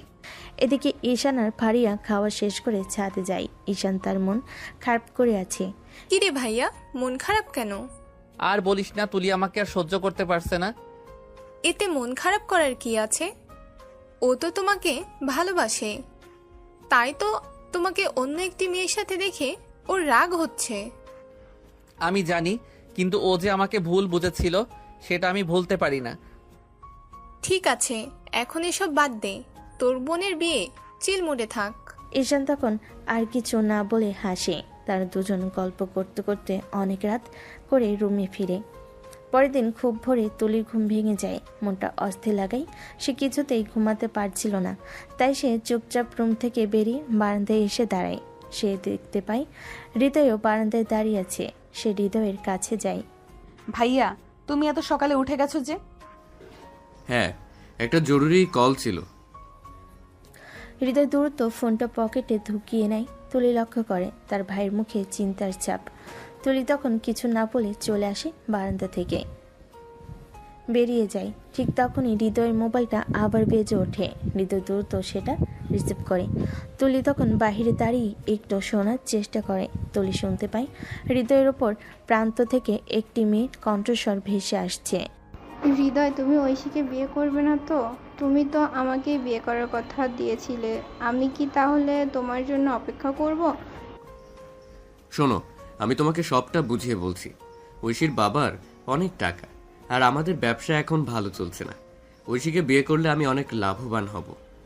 কিন্তু তুমি তো বলেছিলে তুমি আমাকে ভালোবাসো। হ্যাঁ, আমি তোমাকেই ভালোবাসি, আর তাই তো তোমাকে বলছি আমার জন্য অপেক্ষা করতে। আমার এখন যখন ব্যবসা ঠিক হয়ে যাবে, তখন আমি ঐশীকে ডিভোর্স দিয়ে তোমাকে বিয়ে করব। হৃদয়ের কথা শুনে তুলি চমকে ওঠে। সে এক মুহূর্তের জন্য তার কথা বলার ভাষা হারিয়ে ফেলে। তার মনে তখন একরাশ ঘৃণা আর রাগ জমা হতে থাকে। সে বুঝতে পারে হৃদয় ঐশীকে ভালোবাসে না, সে শুধু টাকার জন্য ঐশীকে বিয়ে করতে চাইছে। তুলি মনে মনে বলে, আমার ভাই যে এমনটা করতে পারে তা আমি কখনো ভাবিনি। আমি কিভাবে এটা মেনে নিব? তুলি তখন আর কিছু না বলে চুপচাপ নিজের রুমে ফিরে যায়। সে বুঝতে পারে ঈশানের ভালোবাসার সাথে তার সম্পর্ক নষ্ট করার পেছনে ছিল শুধু অয়নের হাত। ঈশানের ভালোবাসার সাথে তার সম্পর্ক নষ্ট করার পেছনে শুধু অয়নের হাত ছিল না, ছিল তার নিজের পরিবারের হাত। সে যদি এই সত্যটা ঈশানের কাছে প্রকাশ করে, তাহলে তাদের সম্পর্কটা আবার ভেঙে যাবে। কিন্তু সে যদি এই সত্যটা গোপন রাখে, তাহলে তার বোন ঐশীর জীবনটা নষ্ট হয়ে যাবে। ঈশান, আমি জানি আমি ভুল করেছি, কিন্তু আমি তোমাকে হারাতে চাই না। আমি তোমাকে বোঝাবো যে আমি তোমাকে কতটা ভালোবাসি। হৃদয়ের কথাগুলো শোনার পর তুলি পৃথিবীটা যেন থমকে যায়। সে দ্রুত নিজের রুমে ফিরে আসে। তার বুকে তখনও হাজারো ঝড়। যে ভাইকে সে নিজের জীবনের থেকেও বেশি ভালোবাসে, সে ভাই কিনা এতটা নিচু হতে পারে। তুলি রাগ, ঘৃণা আর কষ্ট একাকার হয়ে যায়। সে বিছানায় বসে টুকরে টুকরে কাঁদতে শুরু করে। আমি কিভাবে এটা মেনে নেব? আমি কি করে চুপ থাকবো? যদি আমি এটা ঈশানকে বলি তাহলে আমার ভাইয়ের জীবন নষ্ট হয়ে যাবে, কিন্তু যদি না বলি তাহলে আমার বোনের জীবন নষ্ট হয়ে যাবে। আমি এখন কি করব? তুলি তখন আর কিছু না ভেবে তার ফোনটা হাতে নেয়। সে ঈশানকে কল করতে যাবে, ঠিক তখনই তার ফোনটা কেঁপে ওঠে। সে ভাবে যদি ঈশান তাকে বিশ্বাস না করে, যদি সে ভাবে তুলি আবারও কোনো নাটক করছে, সে তখন কিছু না ভেবে ফোনটা রেখে দেয়। অন্যদিকে ঈশান ঘুম থেকে উঠে নিচে যায়। তার মনটা তখনও খারাপ। সে জানে তুলির এই রাগ তার প্রতি ভালোবাসা থেকে জন্ম নিয়েছে, কিন্তু তার মনে একটি প্রশ্ন বারবার ঘুরপাক খাচ্ছিল। তুলি কেন তাকে ছেড়ে গিয়েছিল? সে কি শুধুই অয়নের জন্য তাকে ছেড়ে গিয়েছিল? ঈশান মনে মনে ভাবে। তুলি, আমি জানি তুমি আমাকে ভালোবাসো, কিন্তু তুমি কেন আমাকে ছেড়ে গিয়েছিলে? তোমার কি কোনো সমস্যা ছিল, নাকি তুমি শুধু আমাকে ঘৃণা করতে? ঈশান তখন আর কিছু না ভেবে নিজের কাজে মনোযোগ দেয়। সে তার বাবার সাথে অফিসে যাবে। ঈশান তখন রেডি হয়ে নিচে আসে। সে দেখে তুলির পরিবারের কেউ নেই। সে বুঝতে পারে তারা হয়তো চলে গিয়েছে। ঈশান তখন বেশি কিছু না ভেবে অফিসে চলে যায়। আর অন্যদিকে তুলি তার বাড়িতে নিজের রুমে বসে আছে। সে বুঝতে পারছে না কী করবে। সে কি ঈশানকে বলবে নাকি চুপ করে থাকবে? ঠিক তখনই তার মোবাইলে একটি মেসেজ আসে। মেসেজটি ফারিয়ার। তুলি আপু, আমি জানি আপনি আমাকে পছন্দ করেন না, কিন্তু আমি আপনার সাথে কিছু কথা বলতে চাই। প্লিজ আমার সাথে দেখা করুন। তুলি তখন অবাক হয়ে যায়। সে ভাবে ফারিয়া কেন তার সাথে দেখা করতে চাইছে। ফারিহা কি তাহলে সব জানে, নাকি ও কোনো অন্য কারণে আমার সাথে দেখা করতে চাইছে? তুলি তখন আর কিছু না ভেবে ফারিয়াকে রিপ্লাই দেয়। ঠিক আছে, কোথায় দেখা করব? আপনি যেখানে বলবেন। ঠিক আছে, তাহলে বিকেলে একটি কফি শপে দেখা করি। ঠিক আছে। তুলি তখন আর কিছু না ভেবে তার ব্যাগ গোছাতে শুরু করে। তার মনে একরাশ ভয় আর চিন্তা কাজ করছে। সে কি ফারিয়ার কাছে সবটা বলবে, নাকি সে চুপ করে থাকবে? তুলি সারাদিন ফারিয়ার সাথে দেখা করার জন্য অধীর আগ্রহে অপেক্ষা করছিল। তার মনে একরাশ ভয় আর চিন্তা কাজ করছিল। সে ভাবছিল ফারিয়া কি সত্যি তার সাথে কথা বলতে চাইছে, নাকি ঈশানের রাগ ভাঙানোর জন্য কোনো ফোন দিয়ে এঁটেছে। তুলি তখন আর কিছু না ভেবে তার ব্যাগ গুছিয়ে বিকেলে কফি শপের দিকে রওনা দেয়। অন্যদিকে ঈশান অফিসে তার কাজে মনোযোগ দেওয়ার চেষ্টা করছিল, কিন্তু পারছিল না। তার মনে বারবার তুলির কথাগুলো ঘুরপাক খাচ্ছিল। সে ভাবছিল তুলি কি সত্যি অয়নের জন্য তাকে ছেড়ে গিয়েছিল, নাকি এর পেছনে কোনো কারণ ছিল। ঈশান তখন আর কিছু না ভেবে নিজের কাজে মনোযোগ দেওয়ার চেষ্টা করে, কিন্তু তার মন তখন অন্য কোথাও। বিকেল 4টা। তুলি কফি শপে ফারিয়ার জন্য অপেক্ষা করছে। তুলি দেখতে পায় ফারিয়া তার দিকে হেঁটে আসছে। ফারিয়া তুলির কাছে এসে বসে। কেমন আছেন আপু? আমি ভালো আছি। তোমার কি হয়েছে? তুমি কেন আমার সাথে কথা বলতে চাইছিলে? আপু, আমি জানি আপনি আমাকে পছন্দ করেন না, কিন্তু আমি আপনাকে একটি কথা বলতে চাই। কি কথা? আমি জানি আপনি ঈশানকে ভালোবাসেন, আর ঈশানও আপনাকে ভালোবাসে, কিন্তু আপনারা দুজন দুজনকে ভুল বুঝেছেন। তুমি কিভাবে জানো? আমি ঈশানের বেস্ট ফ্রেন্ড। ও আমাকে সবকিছু বলেছে, আর আমিও আপনার সাথে দেখা করার জন্য এসেছি, কারণ আমি চাই না আপনারা দুজন দুজনকে ভুল বোঝেন। আমি জানি, কিন্তু আপু, আমি জানি আপনি ভুল করেছেন, কিন্তু আমি জানি আপনি ঈশানকে অনেক ভালোবাসেন। আপনি ওর কাছে যান আর সবটা খুলে বলুন। আমি কিভাবে বলবো? ও তো আমার কোনো কথাই শুনতে চায় না। আপনি যান, ও আপনার কথা শুনবে। ফারিয়ার কথায় তুলির চোখে জল চলে আসে। সে বুঝতে পারে ফারিয়া ঈশানের বেস্ট ফ্রেন্ড হলো। সে তাদের সম্পর্কটা ভাঙতে চাইছে না, বরং জোড়া লাগাতে চাইছে। আপু, আমি আপনার সাথে এই কথা বলতে চেয়েছিলাম। আমি আর কিছু জানি না। ফারিয়ার কথা শুনে তুলির চমকে ওঠে। সে বুঝতে পারে ফারিয়া ঈশানের ভালো চায়। এখন আপনার যা ভালো লাগে তাই করবেন, আমি চলি। ফারিয়া তখন আর কিছু না বলে সেখান থেকে চলে যায়। তুলি ফারিয়ার চলে যাওয়া দেখে অবাক হয়ে তার দিকে তাকিয়ে থাকে। তার মনে নতুন এক আশা জন্ম নেয়। ফারিয়ার সাথে দেখা করার পর তুলি এক মিশ্র অনুভূতি নিয়ে বাড়িতে ফেরে। একদিকে ঈশানের প্রতি তার ভালোবাসা আর নতুন করে জেগে ওঠা আশা, অন্যদিকে রিয়াদের গোপন সত্য জানার পর তার মনে জমে থাকা অপরাধ বোধ। বাড়িতে পৌঁছে সে সোজা নিজের রুমে চলে যায়। দরজা বন্ধ করে সে বিছানায় বসে পড়ে। হাঁটুতে মুখ গুজে টুকরে টুকরে কাঁদতে থাকে। আমি এখন কি করব? ফারিহা আমাকে ঈশানের কাছে যেতে বলেছে, কিন্তু ঈশান কি আদৌ আমাকে বিশ্বাস করবে? আমাকে কি আবারও ওর কাছে টেনে নেবে? আমি যদি রিয়াদের এই খারাপ পরিকল্পনার কথা সবাইকে বলি তাহলে কি হবে? কিভাবে বলবো? আর যদি ঈশানকে বলি তাহলে কি আমার আর ঈশানের সম্পর্ক ঠিক থাকবে? যদি ও আমাকে বিশ্বাস না করে তাহলে আমি কি করব? তুলি তখন আর কিছু না ভেবে তার পুরনো ডায়েরিটা বের করে। সেই ডায়েরিতে সে ঈশানের সাথে তার কাটানো সকল ভালো মুহূর্তের কথা লিখে রাখত। ডায়েরির পাতাগুলো উল্টে সে হাসে, কিন্তু পরক্ষণে তার মনে পুরনো কষ্টটা জেগে ওঠে। সে ভাবে যদি সে অয়নের কাছে না যেত তাহলে হয়তো আজ ঈশান তার কাছেই থাকতো। তুলি তখন আর কিছু না ভেবে ডায়েরিটা বন্ধ করে দেয়। আমি জানি আমি ভুল করেছিলাম, কিন্তু আমি তোমাকে হারাতে চাই না। আমি তোমাকে বোঝাবো যে আমি তোমাকে কতটা ভালোবাসি। তুলি তখন আর কিছু না ভেবে উঠে দাঁড়ায়। সে ঠিক করে সে এখন ঈশানের সাথে কথা বলবে, কিন্তু কিভাবে? ঈশান তো তার কোনো কথাই শুনতে চায় না। তুলি তখন আর কিছু না ভেবে তার ফোনটা হাতে নেয়। সে ঈশানকে মেসেজ করে। ঈশান, তোমার সাথে আমার জরুরি কথা আছে, প্লিজ আমার সাথে দেখা করো। মেসেজটা পাঠিয়ে তুলি ফোনটা রেখে দেয়। তার মনে একরাশ ভয় আর চিন্তা কাজ করছে। ঈশান কি তার সাথে দেখা করবে, নাকি সে আবারও তাকে ফিরিয়ে দেবে? ঈশানকে মেসেজ পাঠানোর পর তুলি অধীর আগ্রহে অপেক্ষা করছিল। তার মনে একরাশ ভয় আর চিন্তা কাজ করছিল। ঈশান কি তার সাথে দেখা করবে, নাকি সে তাকে আবারও ফিরিয়ে দেবে? ঠিক তখনই তার ফোনে নোটিফিকেশনের আওয়াজ আসে। তুলি দ্রুত ফোনটা হাতে নিয়ে দেখে ঈশান রিপ্লাই দিয়েছে। সরি আপু, আমি অনেক ব্যস্ত, অন্য কোনো দিন কথা হবে। ঈশানের রিপ্লাই দেখে তুলি হতাশ হয়ে যায়। সেভাবে ঈশান তাকে কেন আপু ডাকছে? সে ছেলেটা তাকে কখনো জান পাখি ছাড়া ডাকতো না। সেই ছেলেটা তাকে এখন আপু বলে ডাকছে। তুলি তখন কান্না করে তার বুকটা ভেঙে যায়।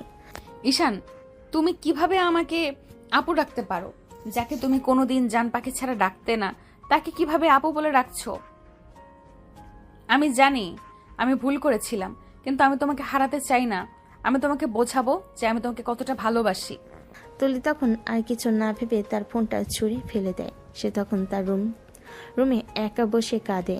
তার মনে হয় সে ঈশানকে চিরতরে হারিয়ে ফেলেছে। সেভাবে যদি সে ঈশানকে সত্যিটা বলতো তাহলে কি হতো? আমি যদি ঈশানকে রিয়াদের কথা বলি তাহলে কি সে আমাকে বিশ্বাস করবে? যদি সে বিশ্বাস না করে তাহলে কি হবে? আমি তো ভাইয়ের কথা বলতে পারবো না। আমি এখন কি করব? তুলি তখন আর কিছু না ভেবে নিজের রুমে বসে আছে। তার মনে একরাশ ভয় আর চিন্তা কাজ করছে। সে কি সত্যি ঈশানকে বোঝাতে পারবে? ঈশানের সরি আপু মেসেজটা তুলির বুকে তীরের মতো বিচ্ছে। সে ফোনটা ছুঁড়ে ফেলে দিয়ে বিছানায় শুয়ে পড়ল। চোখের জলে বালিশে ভিজে যাচ্ছে। সে ঈশানকে নিজের জীবনের চেয়েও বেশি ভালোবাসতো, আর সে ঈশান তাকে আপু বলে ডাকছে। এই দূরত্ব তার কাছে অসহ্য মনে হলো। সে হাল ছেড়ে দিতে চাইছিল, কিন্তু ঐশী আর হৃদয়ের হাসি হাসি মুখটা মনে পড়তে তার মন শক্ত হয়ে যায়। হৃদয়কে তার এই জঘন্য কাজ থেকে বিরত রাখতে হবে। তুলি নিজে নিজে বলে, আমি জানি না ঈশান আমাকে বিরক্ত করবে কিনা, কিন্তু আমি যদি চুপ করে থাকি তাহলে ঐশী আপুর জীবনটা নষ্ট হয়ে যাবে। আমি এটা হতে দিতে পারি না।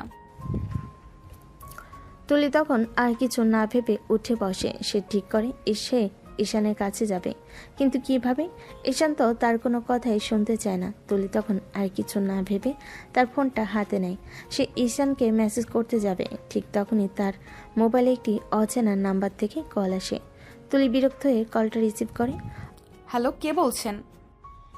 আমি আপনার প্রাক্তন প্রেমিক অয়নের বিষয়ে কিছু তথ্য দিতে চাই।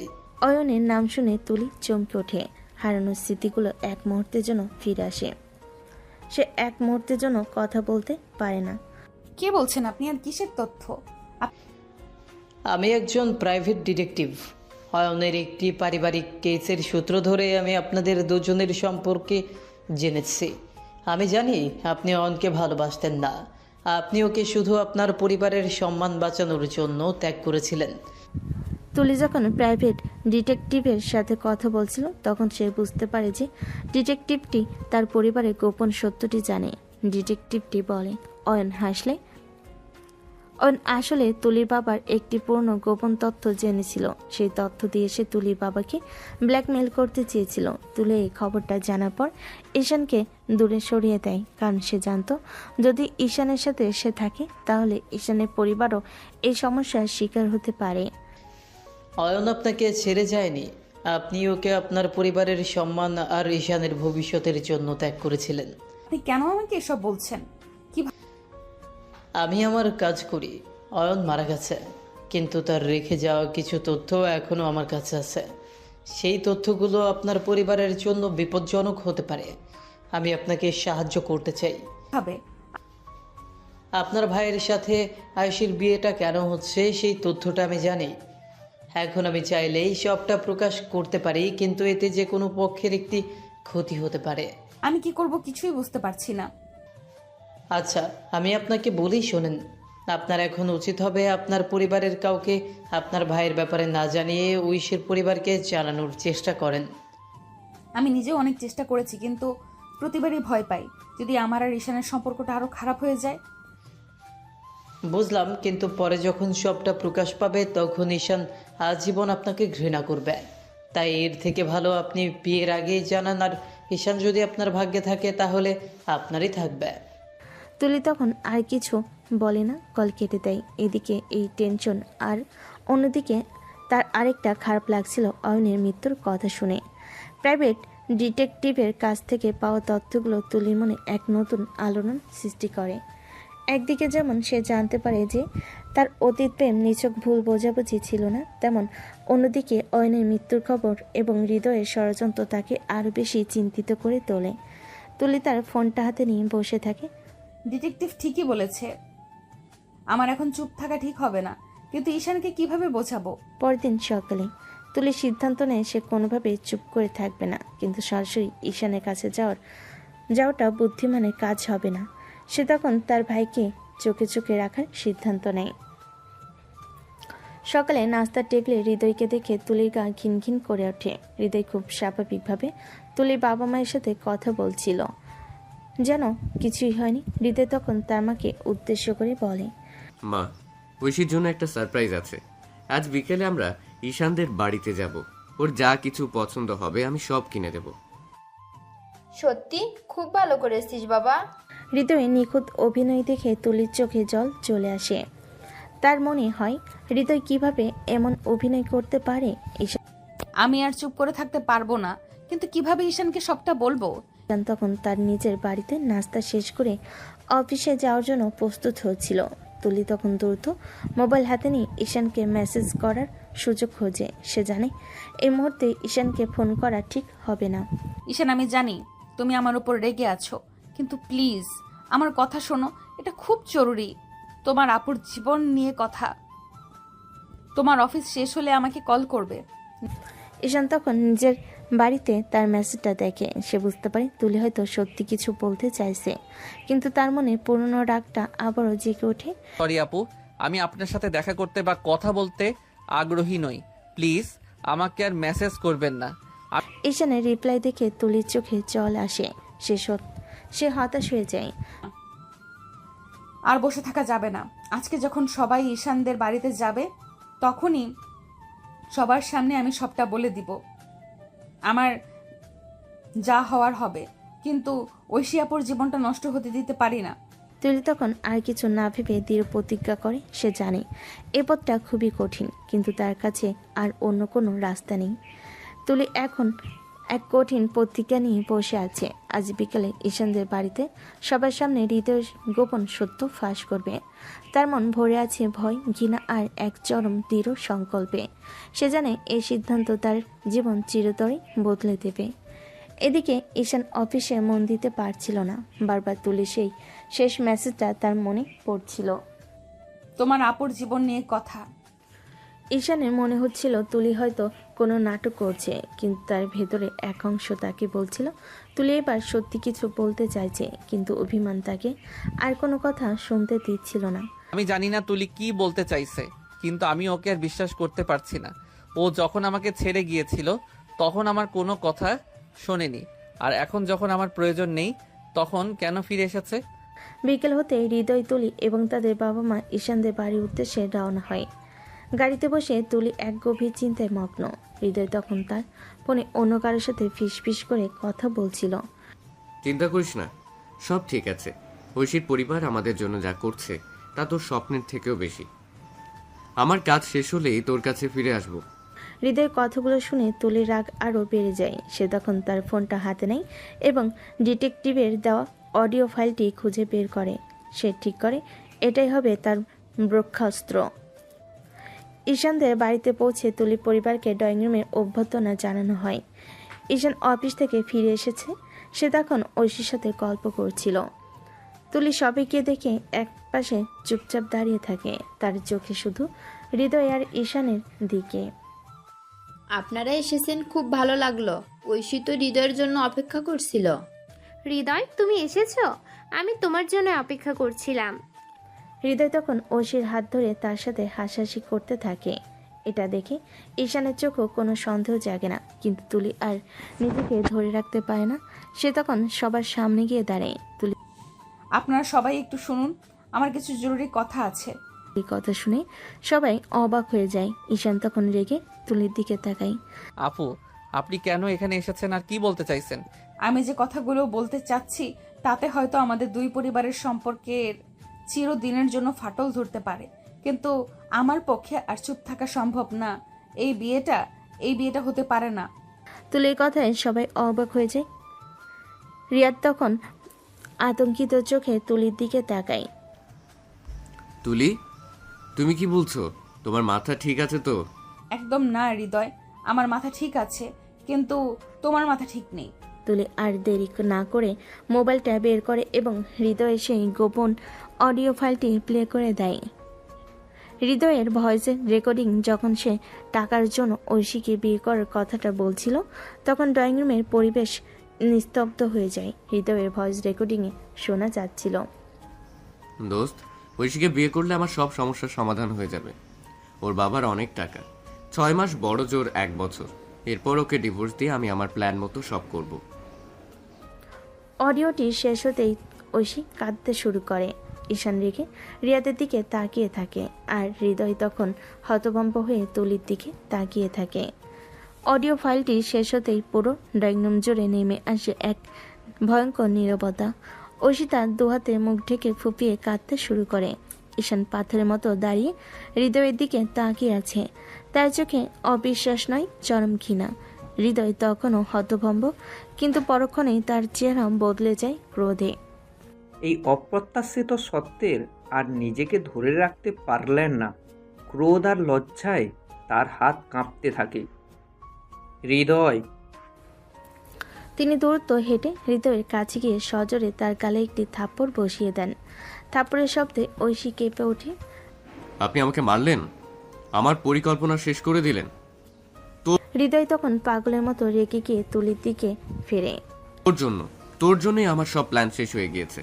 তুই কেন এলি আমার জীবনে? হৃদয় তখন আর কিছু না ভেবে টেবিলের উপরে থাকা ফল কাটার একটি ছুরি তুলে নেয় এবং তুলিকে লক্ষ্য করে আঘাত করতে ছুটে যায়। পরিস্থিতি আজ করতে পেরেই ঈশান বিদ্যুতের গতিতে দৌড়ে আসে। হৃদয় তুলিকে আঘাত করার আগে ঈশান এসে হৃদয়কে সজোরে একটি লাথি মেরে মাটিতে ফেলে দেয়। হৃদয় ছিটকে দূরে পড়ে যায়, কিন্তু তার হাতে ছুরিটা ফসকে যায় না। ঈশান, তুই আমাকে মারলি? হৃদয় তখন ক্ষিপ্ত হয়ে তার হাতে থাকা ছুরিটা সরাসরি ঈশানের দিকে ছুঁড়ে মারে। ছুরিটি ঈশানের মাথার এক পাশ দিয়ে চলে যায়, কিন্তু তবুও কপালের সাইডের চামড়াটা গভীর করে কেটে যায়। গল গল করে রক্ত ঝরতে থাকে, কিন্তু ঈশানের সেদিকে বিন্দুমাত্র খেয়াল নেই। সে হৃদয়কে পাগলের মতো মারছে।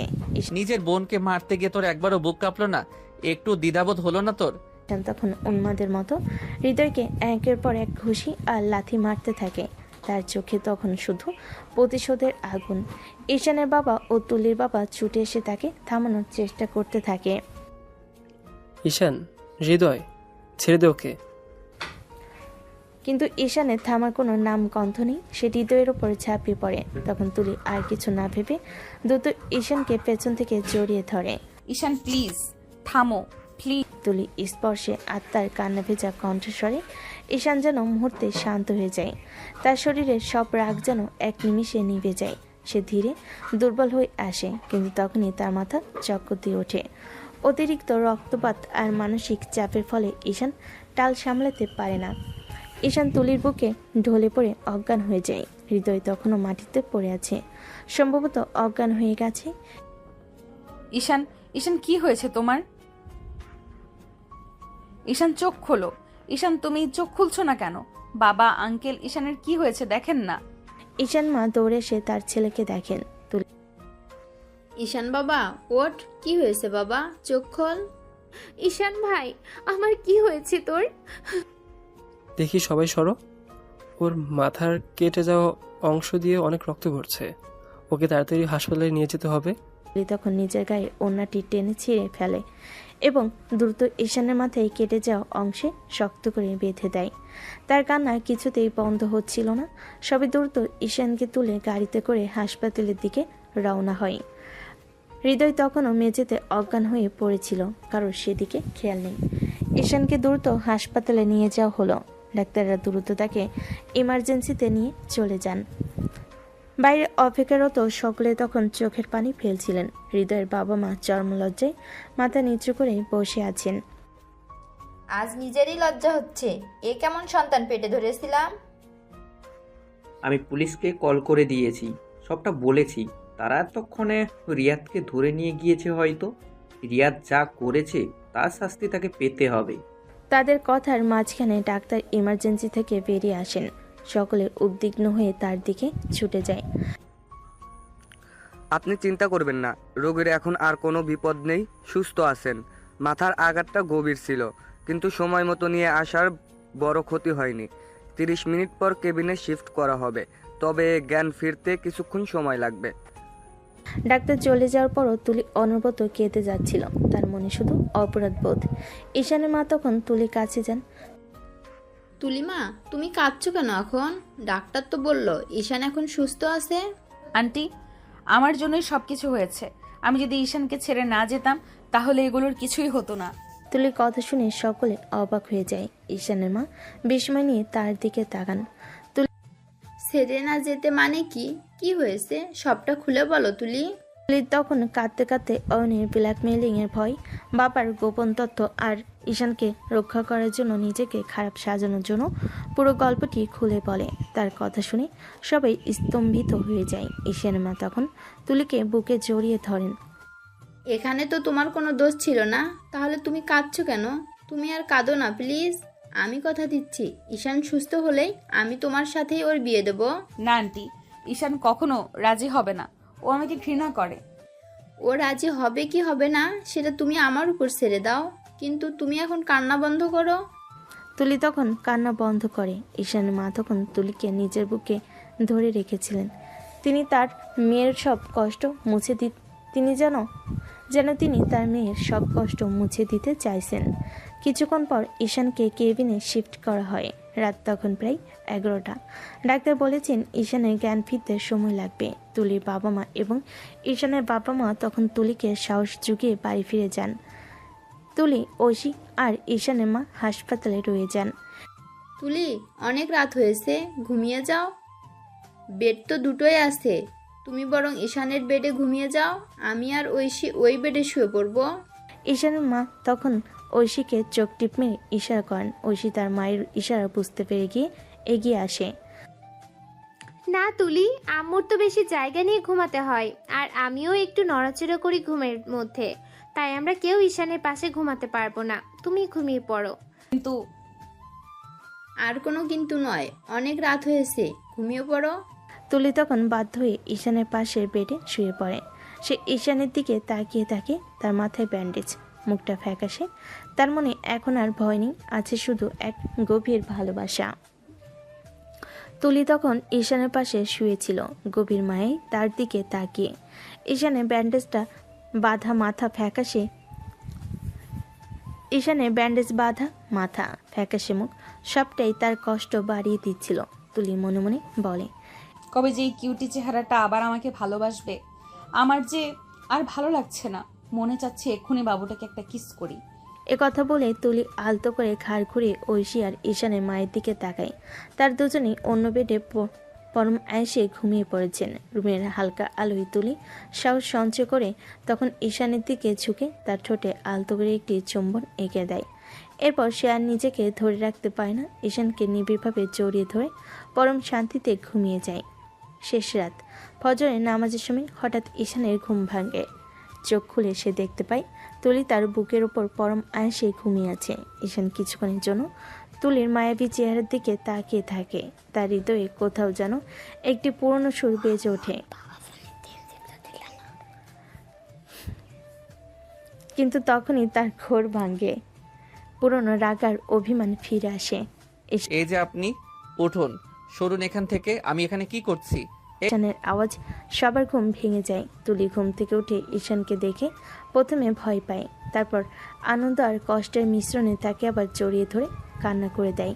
এই ছাড়ুন আমাকে, একদম নাটক করবেন না। ঈশান, তুই এভাবে কথা বলছিস কেন? মা, ওনাকে বলো আমাকে ছাড়তে, একদম বিরক্তি লাগছে, আমাকে ঠকিয়েছে, এখন আবার ঢং করতে এসেছে। তুলি তোকে ঠকাইনি। ঈশানের মা তখন শুরু থেকে হৃদয়ের ষড়যন্ত্র, অনির ব্ল্যাকমেইলিং আর ঈশানকে রক্ষা করার জন্য তুলির ত্যাগের পুরো কাহিনীটা খুলে বলে। ঈশান পুরো কাহিনী শুনে অবাক হয়ে যায়, তার চোখে তখন অনুশোচনা ভরে ওঠে। ঈশান বুঝতে পারে তুলি সবটা তার ভালোর জন্যই করেছিল। এবার বল, কি বলবি? মানে মানে কি? মানে করতে হবে না, সকাল হোক, হাসপাতাল থেকে ডিসচার্জ হলেই আজকে তোর সাথে তুলির বিয়ে হবে। আজকেই? হ্যাঁ, আজকেই। তোরা এখন থাক, আমরা বাড়ি থেকে আসি, এসে তোদেরকে নিয়ে যাব। এই কথা বলে ঈশানের মা ঐশীকে নিয়ে রুম থেকে বেরিয়ে যান। তুলি তখনও ঈশানকে জড়িয়ে ধরে রেখেছে। তুলি ঈশানের বুক থেকে মুখ তুলে চোখ বন্ধ রেখে বলে, এবার বলো আমি তোমাকে ঠকিয়েছি।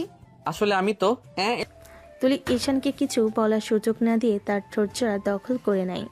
ঈশানের চোখ বড় বড় হয়ে যায়, সে এমন কিছু করবে আশা করেনি। প্রায় 5 মিনিট পর তুলি ঈশানকে ছেড়ে দিলে তখন ঈশান হাঁপাতে হাঁপাতে বলে, এটা কি হলো? কোনো কথা নয়, বেশি কথা বললে বিয়ের আগে এখানেই বাসর করে ফেলবো। তুলির কথায় ঈশান লজ্জাতে লাল হয়ে যায়। সে তুলিকে আরো শক্ত করে জড়িয়ে ধরে। তাদের মধ্যকার সব অভিমান, রাগ আর ভুল মোজামুজি সমাপ্ত ঘটে এই হাসপাতালে। ঈশান তখনও তুলিকে শক্ত করে জড়িয়ে ধরে রেখেছে।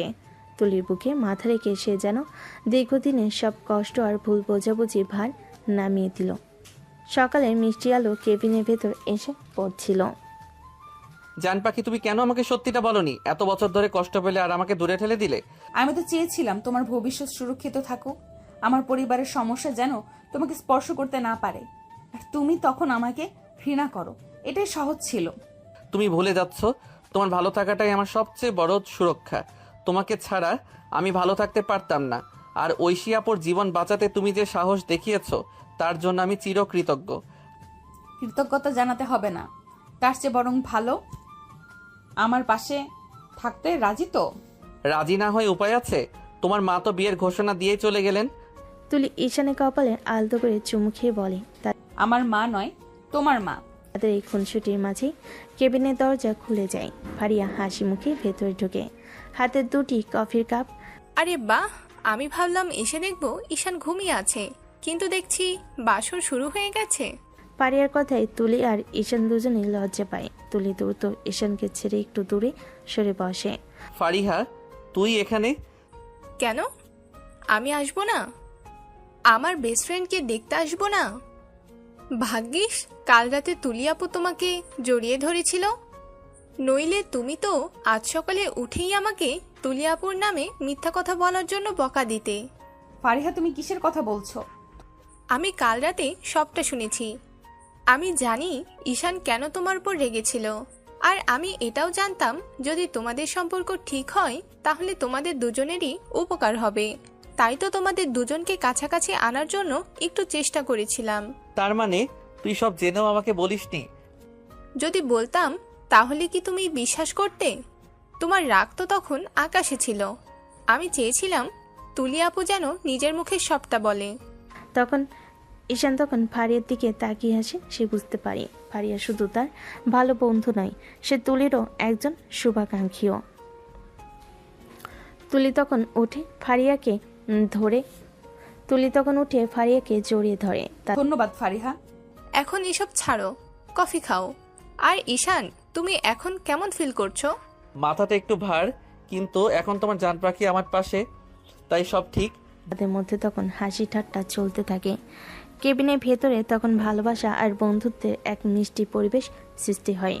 তারা বুঝতে পারে জীবনে কঠিন পথ পেরোনোর পর এই ভালোবাসার বন্ধন কেউ ভাঙতে পারবে না। ঈশান আর তুলি তখন ফারিয়ার সাথে গল্পে মশগুল। ঠিক তখনই কেবিনের দরজা খুলে যায়। রুমের মধ্যে একসঙ্গে প্রবেশ করে দুই পরিবারের সকল সদস্য। ঈশানের বাবা, ঐশী, তুলির বাবা মা এবং অন্যান্য নিকট আত্মীয়রা। তাদের দেখে ঈশান আর তুলি দ্রুত সোজা হয়ে বসে। আরে বাহ, কি সুন্দর দৃশ্য! দুজনকেই একসঙ্গে দেখে মনটা শান্তি পেল। কেমন আছিস বাবা? এখন কেমন লাগছে? জি বাবা, এখন অনেক ভালো, চিন্তার কিছু নেই। সবাই যখন ঈশানের স্বাস্থ্যের খোঁজ খবর নিচ্ছিল তখন তুলির বাবা এগিয়ে আসেন। তার চোখে তখনও হৃদয়ের কাজের জন্য লজ্জা, কিন্তু তুলি আর ঈশানকে একসঙ্গে দেখে তিনি কিছুটা স্বস্তি পান। বেআই সাহেব, দেখুন যা হওয়ার হয়েছে। রিয়াদকে তার কর্মফল ভোগ করতে হবে, কিন্তু আমরা আর দেরি করতে চাই না। আজ সকালেই যা ঘটেছে, এরপর এই দুইজনের সম্পর্ক নিয়ে আর কোনো দ্বিধা রাখা উচিত নয়। আমিও তো সেটাই ভাবছি। কিন্তু আজকেই ঈশান তো সবে হাসপাতাল থেকে ডিসচার্জ হবে। তাতে কি? সামান্য একটা ব্যান্ডেজ বাঁধা আছে, তাতে কি এসে যায়? আমি বলি কি, আজকে ওদের বিয়েটা সেরে ফেলি, পরে না হয় বড় করে অনুষ্ঠান করা যাবে। হ্যাঁ, এটাই ঠিক হবে। ঈশান আর তুলিকে আর দূরে রাখা উচিত নয়। আমাদেরও এটাই মত। তুলির আর কোনো কষ্ট দেখতে চাই না। কি বলছো মা, এত তাড়াহুড়ো করে? একদম চুপ, এত কথা বলতে হবে না। যা বলছি তাই হবে। তোমরা দুজন আমাদের এতগুলো দিন ভুগিয়েছো, আর নয় আজই বিয়ে হবে। দুই পরিবারের সম্মতিতে মুহূর্তের মধ্যে বিয়ের সিদ্ধান্ত চূড়ান্ত হয়ে যায়। ঐশী আর ফারিয়া তখন উল্লাস প্রকাশ করে। আর দেরি কেন? তুলি, চলো, তোমাকে এখনই রেডি করতে হবে। এত তাড়াতাড়ি? হ্যাঁ জান পাখি, এত তাড়াতাড়ি? ঈশানের মুখে আবারও জান পাখি ডাক শুনে তুলির চোখ ভরে আসে। হৃদয়ের ষড়যন্ত্র আর অতীতের সব কালো মেঘ যেন মুহূর্তে উধাও হয়ে যায়। ঈশানকে ডিসচার্জের ব্যবস্থা করা হয়। ঈশানের মা তখন ঐশী আর তুলির মাকে নিয়ে তুলিকে তৈরি করার জন্য বাড়ি চলে যান। ঈশানকে নিয়ে তার বাবা ও ফারিয়া বাড়ি ফেরে। বাড়ির পরিবেশ তখন এক আনন্দময় উৎসবে মুখরিত। দু পরিবারের তাড়াহুড়োয় আর চূড়ান্ত ভালোবাসার সিদ্ধান্তে দ্রুত সব ব্যবস্থা নেওয়া হয়। দুপুরের দিকে ঈশান হাসপাতাল থেকে ডিসচার্জ হয়। বিকেল নাগাদ তুলিকেও সাজানো হয় নতুন বধূর বেশে। ঈশানের মাথায় ব্যান্ডেজ থাকলেও তার চোখে তখন তুলির দিকে স্থির। সন্ধ্যা 7টার দিকে দুই পরিবারের সদস্য, ঘনিষ্ঠ বন্ধু বান্ধবদের উপস্থিতিতে কাজী এসে বিয়ের আনুষ্ঠানিকতা শুরু করেন। ঈশান আর তুলি মুখোমুখি বসে আছে। তুলির চোখে তখন ভয় নয়, শুধু ভালোবাসা। ঈশানও তার হাতের ব্যান্ডেজ উপেক্ষা করে তুলির দিকে তাকিয়ে হাসছে। মা তুলি, আপনার কি ঈশানকে স্বামী হিসাবে কবুল? কবুল। ঈশান সাহেব, আপনি কি তুলিকে স্ত্রী হিসাবে কবুল? কবুল। 3 বার কবুল বলার মধ্য দিয়ে তাদের সম্পর্ক দীর্ঘদিনের ভুল বোঝাবুঝি, কষ্ট আর অভিমানের পর্দা সরিয়ে এক নতুন ভালোবাসার বন্ধনে বাধা পড়ে। তাদের বিয়ে সম্পূর্ণ হয়। পুরো বাড়িতে তখন আনন্দ আর স্বস্তির পরিবেশ। তুলি বাবা মা রিয়াদের কারণে পাওয়া লজ্জা ভুলে এই নতুন আনন্দ উদযাপনে মগ্ন হন। রাতের খাবার পর্ব শেষ হয়। হাসি ঠাট্টার মাধ্যমে সকলে নব দম্পতিকে শুভেচ্ছা জানায়। রাত তখন গভীর। ঈশান আর তুলিকে বাসর ঘরে পাঠানোর পালা। তুলি আর তার বন্ধুরা আগে ঘরে পৌঁছে দেয়। ঈশান তখন বুকে একরাশ উত্তেজনা নিয়ে বাসর ঘরের দিকে এগোয়। ঈশান তখন বাসর ঘরের দরজায় পৌঁছে। তখন সে দেখে দরজায় দুই পাশে ঐশী আর ফারিয়া হাত ভাঁজ করে দাঁড়িয়ে আছে, যেন দুজন দারোয়ান। আরে তোরা এখানে কি করছিস? যা যা, এবার আমাকে ভেতরে যেতে দে। দাঁড়া ঈশান, এত সহজে ভেতরে যাওয়া যাবে না। না না, একদম না। আমরা এত কষ্ট করে সারা রাত ঘর সাজালাম, আর তুই বিনা পয়সায় ভেতরে ঢুকে পড়বি? তা হবে না। কি বলছিস তোরা? এখন আবার কিসের টাকা? তোরা তো এমনিতেই আমার সব টাকা শেষ করে দিয়েছিস। এটা সে টাকা নয় রে ঈশান, এটা হলো বাসর ঘরের প্রবেশের মূল্য। টাকা ছাড়া ভেতরে ঢুকতে দিব না। না না না না। হ্যাঁ, ঠিক বলেছ আপু। ভেতরে ভাবি একা একা বসে আছে, আর আমরাও সারা সন্ধ্যা খেটে ঘর সাজিয়েছি। অন্তত 50,000 টাকা দে, তারপর ভেতরে ঢুকতে দেব। কি বলছিস তোরা? তোরা তো আমার জীবন শেষ করে দিবি। এই রাতটা আমার জন্য কত গুরুত্বপূর্ণ তোরা বুঝছিস না? আমাকে ভিতরে যেতে দে। ঠিক। দরজার ওপাশ থেকে তুলি তাদের সব কথা শুনছিল আর মিটিমিটি হাসছিল। ঈশান তখন বুঝতে পারে এই দুজনের কাছে এত সহজে মুক্তি পাওয়া যাবে না। আমি এখন টাকা দিচ্ছি, তোরা যা খুশি তাই করিস। আমাকে তো ভিতরে যেতেই হবে, কিন্তু মনে রাখিস কাজটা ভালো করলি না। ঈশান তখন হাসতে হাসতে তার পকেট থেকে টাকা বের করে ঐশী আর ফারিয়ার হাতে দেয়। টাকা পেয়ে দুই ননদ খুশি হয়ে পথ ছেড়ে দেয়।